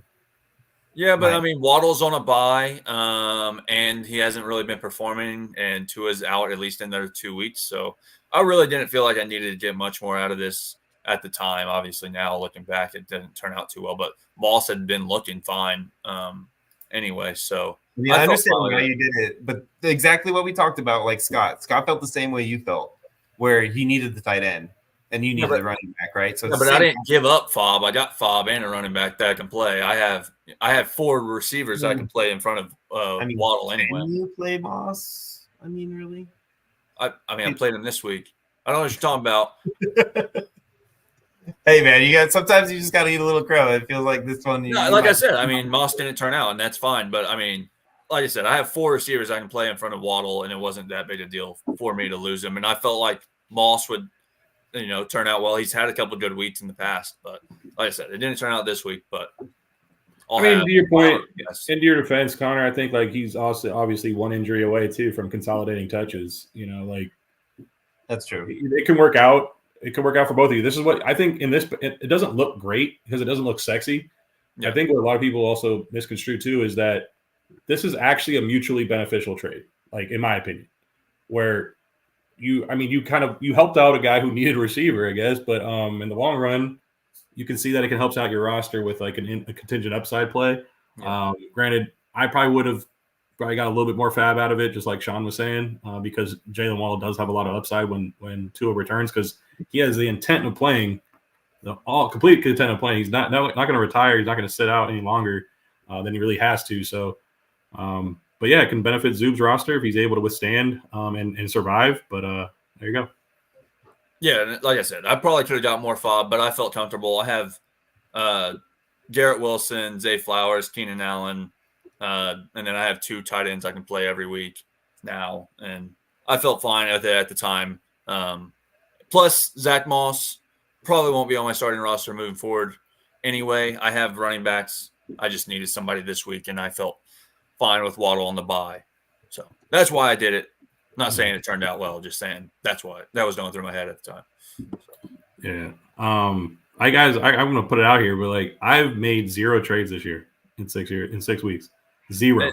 0 in any league or just in guillotine? Any league. Like I've completely revamped my way of trading, and it's I'm only looking for, again, mutually beneficial trades, and I'm always getting met with people that are just either trying to rip me off, and I'll just send them something that they kind of like the same model that they send me back, and of course they're going to decline. And I go, that's the point I'm trying to make. It's like I'm not trying to sell pennies on the dollar for my guy, and I know you're not going to give me the same thing. So why are you trying to do it with me? And then there's the talks just stop. But I'm like, look, I'm trying to running back. I should give one of my surpluses back to you, and they don't want to hear it. They always want to do receiver for receiver, running back for running back, and I'm like, I'm not trying to do that kind of a trade anymore. I've done a lot of trades. I've done it both. I've done, I've been on the pod who knows how many times with different trades, dynasty, redraft. But I mean, I've been like, this trade is probably one of my, like y'all are saying, I don't know if I got ripped off, but this is not one of my best trades by far. But I mean, I think there's a ton of different ways. I don't think what you're doing is wrong, not trading. I mean, trades end up sometimes, bad, no matter if you thought the deal was good or anything. I mean, Sean made a trade that we thought, he's, ripping the lead off. He's going to win the lead. I know, right? Then was the third one out. He's like the first one out. Yeah. Not the first one. Trevor was out before me. Okay, yeah, we'll throw Trevor on the bus one more time. That's all good. Hey, if you're gonna make fun of me, I gotta take some misery with me in that boat. Shit, that's true. That's true. All right, what's next here? Paddling across that fucking river, bro. Oh man, that's great. All right, so we'll move into the game because we gotta move on a little bit faster here. So yeah, let's go into Team K Doggity Dogs team. This is the team that we are going to get on this roster or available on the free agent wire this week. And my God, is it not amazing? You guys are going to be shocked that he's actually available. This is a team that I thought had a chance to win it all. I'm not going to lie. That is one of those good teams. That is nuts. Wow. So if you look at his roster, his starting quarterback is Jaden Daniels. Running backs for Barkley and Henry. His receivers are Evans, Olave. He had Freiermuth as his tight end, which I don't think was his starter. I think that was just his option for this week. And ETN is his flex. Jesus Christ. On the bench, he had Trevor Lawrence, Ty Chandler, Darius Slayton, Romeo Dobbs, Khalil Shakir, and Evan Ingram, who was obviously his starting tight end. And I think that's where he made a mistake, though. I think that was probably a better play than the tight end he played. Yeah, but he was questionable, like almost right until game time. Yeah, so but once he's active, I would have activated him. And it could have been one of those scenarios where he honestly, and that again was the fucking London game starting at for me 6:30. That's true. He could have just woken up late, right? And just so yeah, he could have missed that game. I mean, he had ETN in, which we were all worried about ETN too. So. The fact that he left him in too tells me he might have done the same thing I did and slept right through that start of the game. So it's never pretty when you have two players that give you negative points It's Yeah. it never helps when you have that happen. Or going Could've into the played Mike anybody Evans, else. You could have Marshawn played Lattimore Frank week. Gore, and he would have been fine. So Right. The fact that everybody was like up in arms, like, I mean, I was one of them trying to wake up early, set my alarm to make sure I was up to make sure Travis Etienne was going to be in the game and yada, yada, yada. And then I woke up late and he was in the game and I was like, oh, good. He made it in the game. And then he ends up with negative damn points. yeah. Like, I would have, like, why did you just sit out if you're not going to score any points, bro? Like, at least don't take away from my damn score. Like, what the hell is wrong with you? I was so upset, dude. I was like, are you freaking serious, man? Who'd have Felt thought like the Sean Tucker and Ray Olympics. Davis outscoring Travis Etienne? Who'd have thought? Right? So, yeah. I outscored Travis Etienne. What are you That's talking very about? true. Actually, we all have. Yeah, Who'd have every thought that? single person on this podcast outscored Travis Etienne this week. You can multiply our scores together, and we outscored him. Oh man. So we've got. Who do you think out of this bunch, man? I mean, I'm looking at Henry. I'm looking at Barkley mainly. I think it has to be Barkley just for the fact. I mean, I think Ooh. he's RB2 now. I'm thinking still. Henry. Henry, you think Henry goes over Barkley? I I think do. it's gonna be close, but It's definitely gonna be close. I think it's Barkley. I think Henry just only because his TD expectation is always like 0.6 or higher every week. His projection to score a touchdown is he's got 6 straight. He obviously has a couple multi-week touchdowns. Yeah, Yeah, and it's a victory of that team versus the Eagles. I got to go with Henry too. I got to You go think with it's Henry. Man. I think it's still gonna be Barkley by a couple dollars. But with, I think Henry's gonna be close. I mean, they might go for the same amount, but I think it's gonna be close. well, this is Either going to be way. another test for me. Like I would love because I'm not in this league, so I Yeah. would like to if you guys can screenshot the bids to me because You with can this listen next many, Monday and hear what they went for. well, that too, of course. So I can always tune in next week. I got you. No, the thing is like with this many options, I don't think you need to overpay. And obviously that was the case last week, and I overpaid. But we'll get to that. So let's keep What do you moving. think happens with ETN? I think that's the biggest question. I was That's going to what say the happens with same He thing. might go free. I honestly wouldn't bet that much. Exactly it. He might go free. Yeah. He could. I mean, it'll be a few dollars at most likely, but he could be very well like under the $10 range. Are you easily. comfortable starting him in any league now? No. Like any league? No. He's if I pick him up, he's going on my bench until I know what's It's going just on. depth. Yeah, it's a depth piece. Yeah, it's unfortunate because I mean I think he's a good player. I just don't think that team knows how to utilize him properly. I don't know. I mean, Tank Bigsby seemed to be getting some Yeah. points in But there. that's So, the thing. I mean, different running have styles anything this week, though. are Yeah. better in certain systems, right? I mean, Algier looks like the better running back in Atlanta's system, even though No. Bijan is by far obviously the better running back. he doesn't look like the better running back. Let's stop that nonsense. He's got average yards higher. I mean, like he's running the ball great in that system. Put him somewhere else, I don't think it's the same. Bijan, on the other hand, you can put him anywhere, and the man could be a stud if you play him right.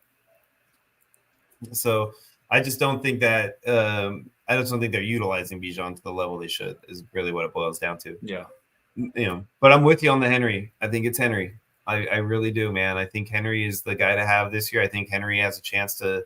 The way he's running, man, God, he could be the RB1 this year, man. It's crazy to say that at this point, but who else could challenge him? I think Barkley for me is the thing that scares me about Barkley, and this is something that I don't know if a lot of people are going to take to account right now, but I really am worried depending on how this injury turns out is Jordan Mailata getting hurt in that game is huge for Barkley. Huge. Yeah. Jordan Mailata is a fucking stud ass run blocker, dude. Like that guy comes from a rugby background and he knows what the fuck he's doing.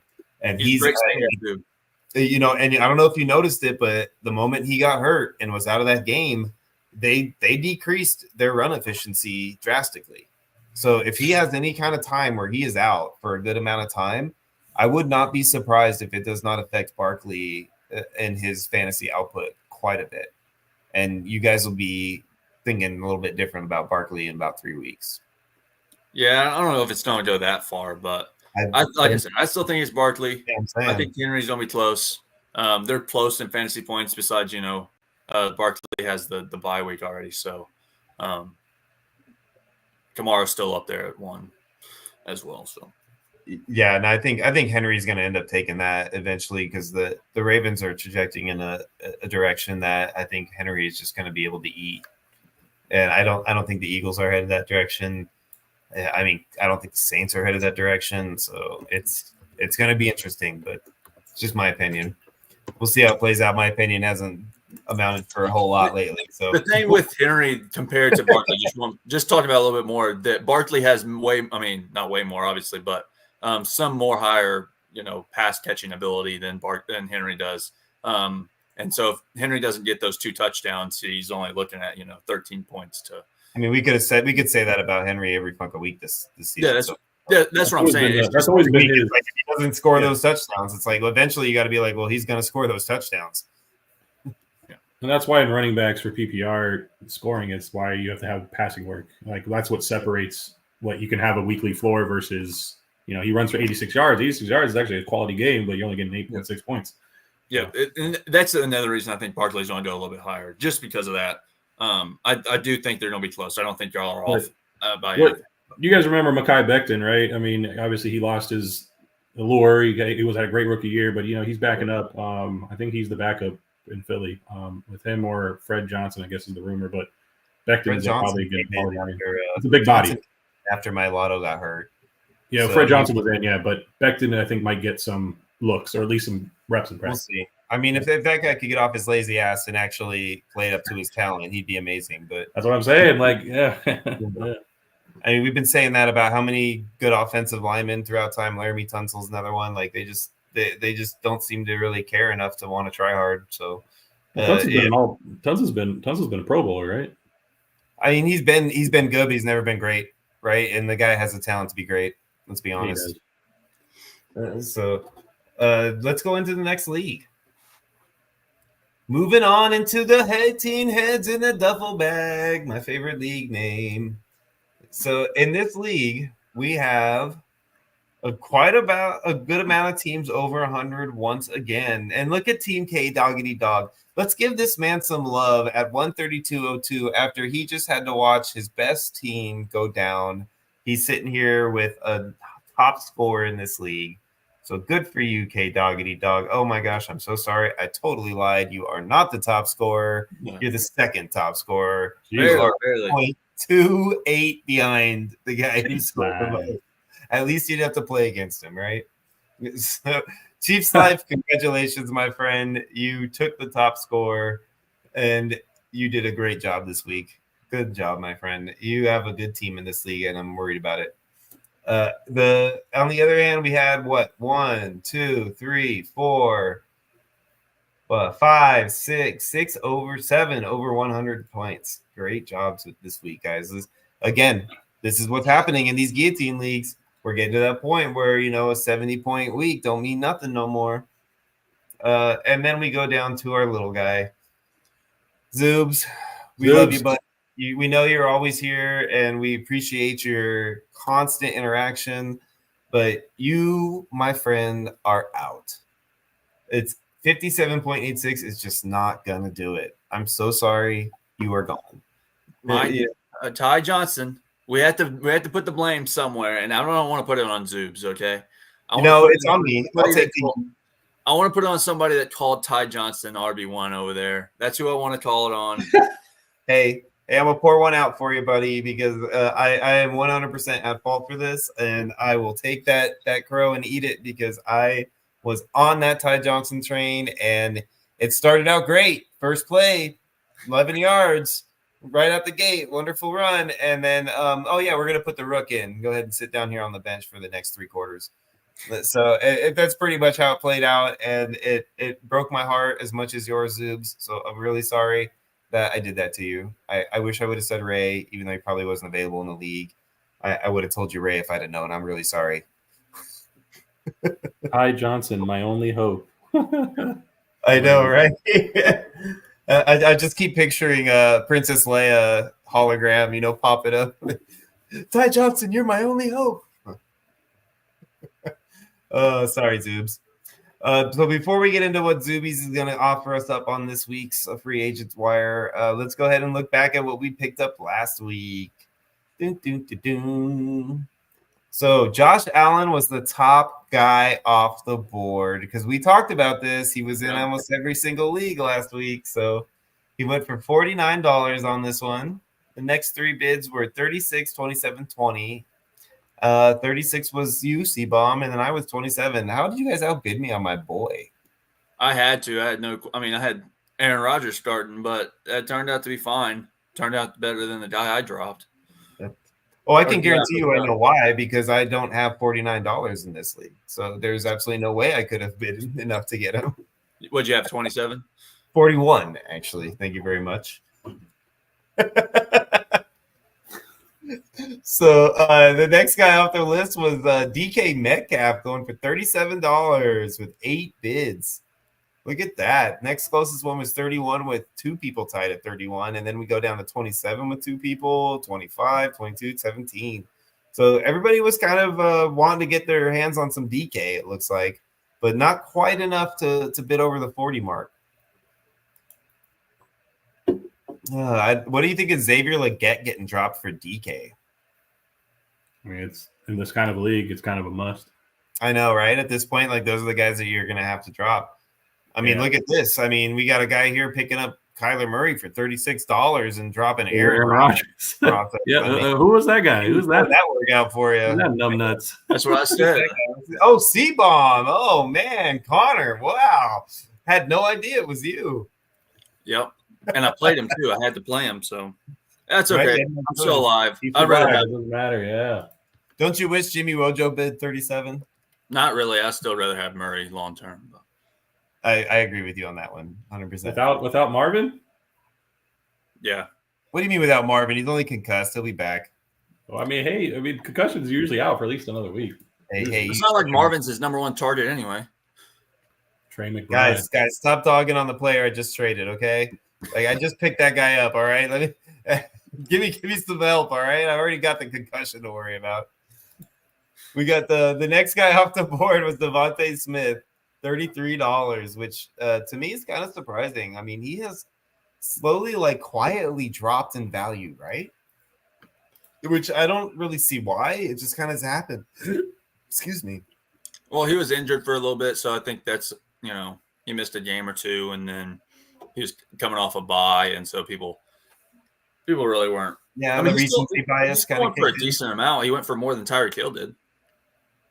Yeah, true, right? Moving on to that nice segue there. Not only did he go more than Tyreek Hill, but Tyreek Hill only went for anything because one guy bid on it. Yeah. If it's Trevor was $7, he'd have picked his ass up for free. Yeah, it's the bye weeks though, Mm-hmm. People are always scared to, roster these guys, especially Tyreek Hill, just because of how that offense has looked without Tua, and then they're on a bye week. So, yeah, that's pretty crazy though. Like, I remember talking to Trevor after this happened, and he was a little butthurt because he was excited that he got Tyreek, but he was like, "Dude, I could have got him for free." So that was a pretty funny scenario. Chiefs Life picked up Tank Dell for $23, which turned out to be a pretty solid pickup considering how he played this week. We'll see how it goes moving forward with him. I think he'll be viable at least until Nico's back, though. 100%. Christian Kirk was the next guy off the board. Total $17 with 3 total bids. Zach Moss went for $13 off the board to Jimmy Wojo. He outbid you by $1. Thank you. That's the one I'm grateful for. Right? That saved you, right? And Jerome Ford went for $2 to K Doggity Dog, which he doesn't seem too happy about that one. Somebody put a shit symbol in there. So. You did with mine when I picked up Kelsey Laporta for free. Yeah, dude, you did it freaking 12 seconds before I was even on that lead because I'm in all 3 of them, and so I'm looking at the other ones, and this is the last one I look at. And doesn't this look like a good pickup after this week? Mark Andrews was free, huh? Dude. Yeah, here's the thing with that Mark Andrews scenario. Like, obviously, I wasn't on the pod a lot. Like, I don't know, it's been a few weeks, but I was actually a proponent of like, you know what, his stock could not be any lower, and I try to pick him up wherever I could. People that dropped him, I mean, the guy's talented. Whatever it is that he's dealing with, it's got to be mental, in my opinion. But yeah, I mean, you're going to get games like this, and I think he's going to have a couple spike weeks coming up soon. I don't even know if it's mental. It might just be game script and how they're running their offense. I mean, you have Kalar or whatever his name was getting more touches. I mean, week 2 or week 3, Mark Andrews only ran 4 routes. Yep. I mean, it was looking dark for him. So I'm glad to see for him. My thing is he's the best blocker tight end they have. So because Derrick Henry has been playing like Derrick Henry has, they're like, hey, Mark, dude, to better benefit the team, we need you to be staying and block as much as possible because we're fucking running the ball like champions and you're fucking best blocker we got at tight end. And he's like, hell yeah, I'll do whatever I need to do to help the team, blah, blah, blah. And I honestly think that's like what's been going on with him. Just like Connor said, it's been game script. Yeah. I mean, I traded him away in every dynasty I owned him in, but I never dropped him in any league I had him in because like you said, JoJo, he's still talented enough to get some fantasy points, but not anybody I want to hold. Position, man. Like it's the tight end position, such a crapshoot every week, and someone like that talented, if he's dropped, I'm like, why wouldn't I pick him up? You know, just I agree. So props to you, Tortoise. Somebody I'm not looking to hold on to more than past this year. That's for sure. Makes up for paying $27 for Tyreek when he could have got him for free, right? So now he's got Andrews and Tyreek for $27. That's not terrible. There you go. So awesome. So let's get into Zoobsy's team. All right, Zoobs. I know. I'm sorry, man. I know this is like poking the bear constantly here, but go ahead. It's gonna get worse because I think he might be the poo-poo team of the week. Right, we got Jaden Daniels, Ty Johnson, Jaleel McLaughlin, DK, Jalen Tolbert, Tucker Kraft, and Mike Evans is the starting roster, which I'm assuming had a lot to do with bye weeks and stuff because that's obviously not a pretty roster. He had Andy Dalton, James Cook, which that obviously hurt him a lot. Trey Tucker, Michael Wilson, Jameson Williams, and Evan Ingram. These are the ones that cost him. Had he played Williams and Ingram, he'd have been okay, I think. But I don't know what happened that he didn't get him in his lineup. I'm assuming maybe Alaska time cost him. But who are you going to play him over? Because like I said, Tolbert, yeah. But I mean, Tolbert looked like the number 2 option there last week. Jameson Williams is for guillotine. I would have absolutely played Jameson over Tolbert. I would have too, hands down. That would have saved him. Yeah. Especially being a Lions fan. He's a Lions fan, right? That's true too. And then obviously I'm just big on this Marshawn Lattimore, Mike Evans matchup. Like it never fails. So I mean I sat Mike Evans everywhere if I had him. I can understand not sitting Mike, but you got to sit Jalen. Yeah, Jalen, yes. Yeah, I wouldn't have sat Mike if I had the Jalen Tolbert scenario. Sure. I can't even hate on the Tucker Kraft after the game he had the previous week over Ingram coming off the injury. I can't even hate that, especially if he wasn't awake at 6 a.m. I mean, who knows what time 6 a.m. is in Alaska? He might have been like seeing the northern lights at that point. Who knows? 4 in the afternoon, probably. It's probably like 4 in the afternoon. Yeah, right. Yeah, he's just sitting at the bar after work. Who knows? But yeah, that's definitely probably a scenario that he just wasn't at the right. Like it's just screwed by the week kind of scenario. So. Sorry to say it, Tortoise, or Zoobsies, but I appreciate he's got to throw Tortoise on the bus again. Oh, man. That's because I saw his little comment over here. All right, let's move into the last and not final league, or not least, I should say, league in Braveheart. This is the best league. The best league. The only one that I'm not in anymore. So I literally learned with you guys live on the air what's going on in this league because I barely look at it anymore since it's the only one of my 30 I don't have to worry about. So there's quite a few high scorers in this league just looking at these top scorers right here. So we have like quite a good amount of high scorers. We have 1, 2, 3, 4, 5, over 100. Our low man on the totem pole, gosh, it looks like it's going to be Ajugan or something. Buddy Ajugan, yeah. A name that is going to be hard for me to say. Ajugan, right? Did I say that right? Or you could just say Truman Nidas, I think. Ajugan. Well, Ajugan's not going to be here anymore, so we don't have to worry about it. Very little office space humor for you guys. But before we get into his team, though, let's look at what we got to pick up. By the way, guys, I'm going to go ahead and point out this amazing new graphic that we got for the chopping block pod from our one and only El Capitan, Alex, who has been working his tail off on our website and our various graphics and everything to just make this the best experience he possibly can for all of us. So I have to say thank you to Alex for that. And I am so looking forward to the continued growth of this website. It's amazing. JoJo's been putting in some awesome stuff for us on a regular basis in there to help you guys out with your daily fantasy betting and other options along with Scott. So if you guys haven't already, go check out the website. It's theballsvillegame.com. We're going to continue to add as much as possible, and any kind of feedback is always much appreciated. We're doing this for you guys, so the more the merrier. Please come and join us at any time. Let's go check it out, guys. What do you say, huh? Let's go see what we got. Let's close it out. We have a lot of action in this league here. There's a there's lot a of trade in overpays, this boys league and as girls. Wow, look at that. We got over the 100 mark once again, thanks to our good buddy JoJo. Joe, do you want me to click and see how many bids there Dude, were? I could still be in the triple digits with the amount of money I could have saved, guys. Just put it that way. I'm out of tab The right whole now. world is going to see this. Dude, it's bad. It's bad, guys. All right, here we go. Drum roll, please. Oh, man. $50 right there. Look at that. It is what, $51 over? That's nuts, dude. Holy hurts. snikes. It hurts. That is a big bid, my friend. I mean, if you have the money to spend, by all means spend it, but wow. To be fair, I didn't think I was going to be completely depleted after this week because I thought there was going to be a lot more spending based on how many players that were available. But the opposite happened. That's why I brought up in the first league is like, I'm going to say I'm going on a limb and say that not many people are going to pay because there's so many options. I should have thought of that. I thought wrong. But like you said, first time doing this, so Great. So let me ask you, before you placed your bid, did you go through and look at all the teams and the money that they had and kind of get an idea on how much was available to be spent? Yeah, there's a lot of people that had over $180. There was still like 3 or 4 teams that had 200, like that didn't spend anything. But then I could have thought of that more and be like, maybe they're just not paying attention.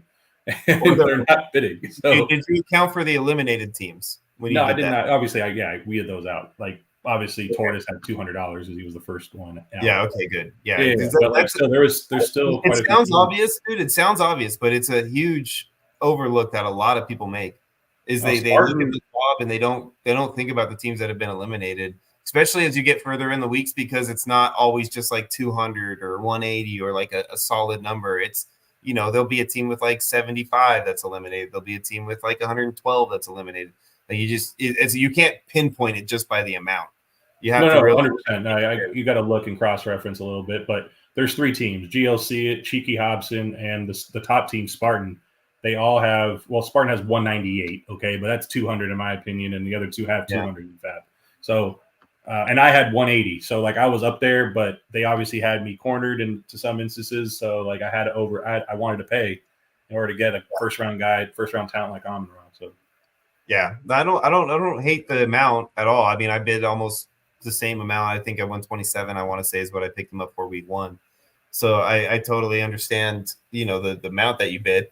It's just, it's tough. Like this is that like 6, 7, 8, like these are those weeks that's hard to gauge because you have teams that still have a good amount, and then you have teams that have almost nothing. So you really don't know exactly what to do. You know, you can outbid 3/4 of them with a minimal bid, but the 3/4 aren't what you're worried about. It's the 3 or 4 that could easily take the player you really want from you.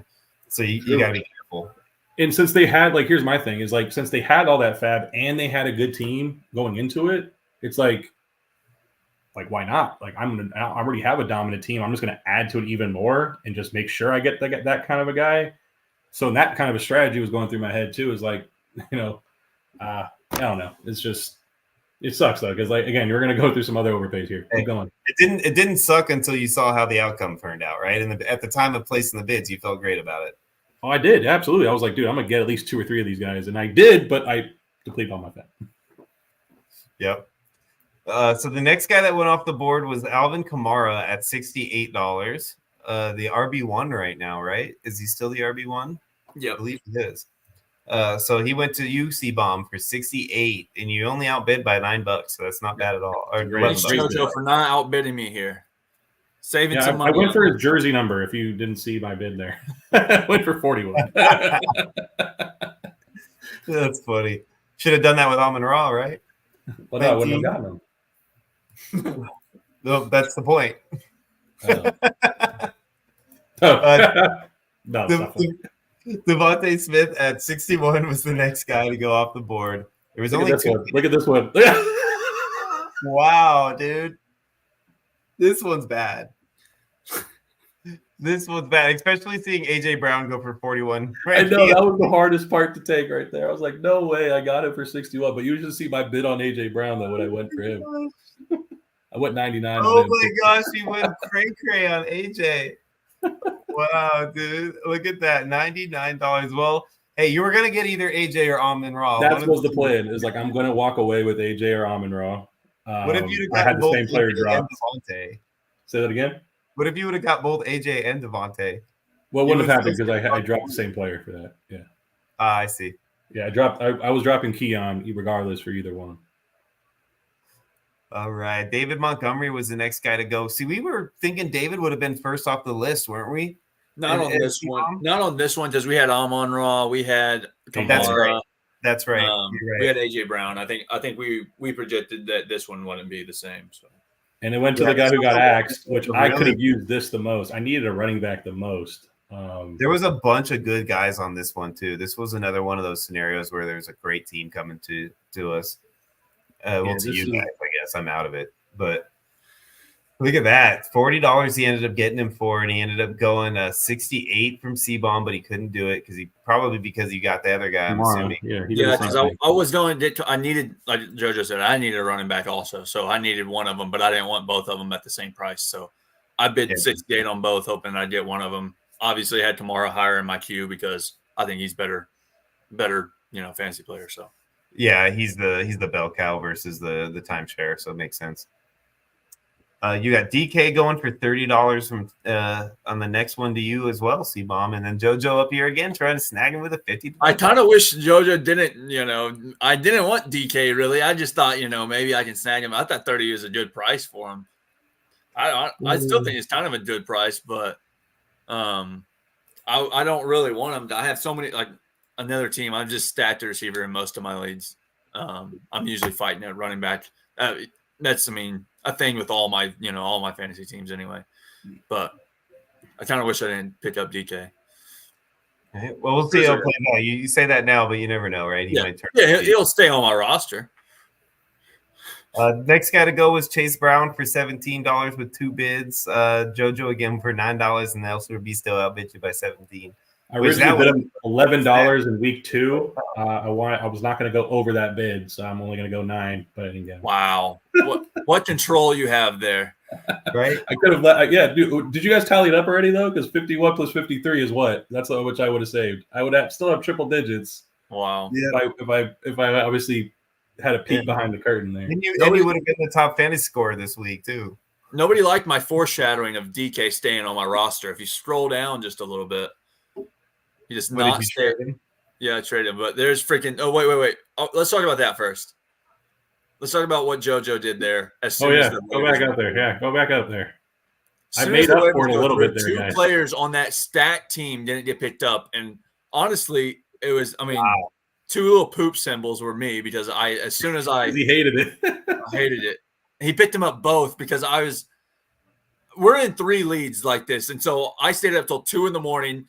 looking at the other ones. This is my best team. So I was like, I'll look at that one last and then come back to it. And then by the time I get back to it, I'm opening up the app and I see Sam Laporta. And then I go into the thing and Travis Kelce's gone too. And I'm like, oh my. I thank you for doing your due diligence in the other 2 leagues, Connor. At that time, that helped my $103 that I spent. I know at least I think Laporta that went for 37 in another league. So Yeah, I picked you. there's 37 of that 104 I would have saved, and then whatever Travis Kelce would have been worth, probably a little bit more than You that. guys, man, like you need to get like little horns that are next to you, so you can just constantly toot them throughout podcasts? Because that's all I'm hearing right now is just like you guys just trying to save face and toot your own horns right here. I had to save face from $104 of fab wasted right there. That's nuts, man. That's nuts. Yeah, he's already crapped on himself. You got to give him some credit. Dude, I bet you guys, I would have said, no, don't show it.